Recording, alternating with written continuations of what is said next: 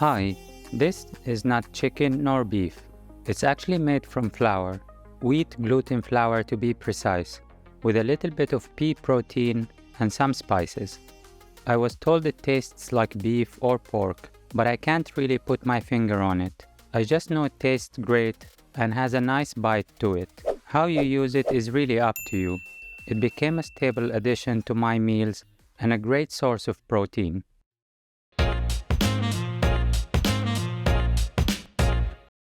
The recipe is pretty quick and simple and doesn't even need any kneading or kitchen equipment. So in a bowl, I'll mix 3/4 of a cup of wheat gluten. This brand I'm using has 77% protein.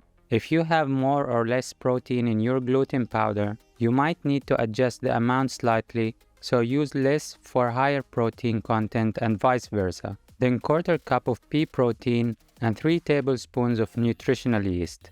If you don't have pea protein, you might want to try soy protein or chickpea flour. I haven't tried those yet, but I think they might work similarly.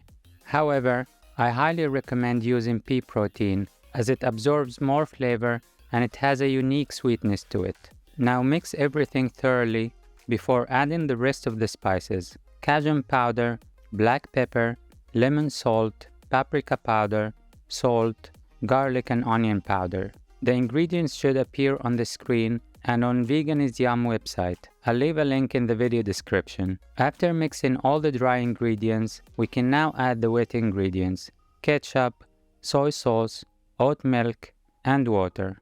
I added 3 tablespoons of water, mixed everything, then it felt like I needed 1 more spoon of water.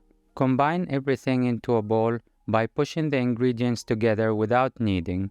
It should feel firm and slightly dry. Then I'll slice it into strips. You can also tear it apart by hand if you like instead of slicing, depending on what shape you're going for. Now in some oil, I'll fry the seitan on both sides till they get some dark brown color. Meanwhile, I dissolved half a cube of vegetable stock in some water. And once the seitan is fried, I poured the water in, which started this nuclear reaction. I'll let this simmer till almost all of the water have evaporated and we're done. I would highly recommend leaving this to rest for 3 to 5 minutes for the seitan to firm up.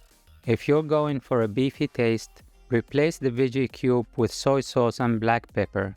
Now you can serve this on the side, add it to your stew or in a sandwich as meat replacement. I will serve this over some cheesy pasta I made while preparing the seitan.